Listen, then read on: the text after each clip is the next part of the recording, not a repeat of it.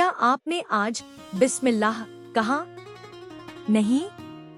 तो शायद बरकत भी पीछे रह गई। बिस्मिल्लाह कहने से हर काम में बरकत आ जाती है। चाहे खाना हो, पानी हो, घर से निकलना हो, बस अल्लाह का नाम ले लो, मुश्किलें आसान हो जाती हैं। रसूलुल्लाह सल्लल्लाहु अलैहि वसल्लम ने फरमाया, जो बिना बिस्मिल्लाह के खाता है, शैतान उसके साथ खाता है। हदीस। आज से ठान लो, हर काम से पहले बिस्मिल्लाह कहोगे, क्योंकि ये सिर्फ एक लफ्ज नहीं, अल्लाह की रहमत का दरवाजा है।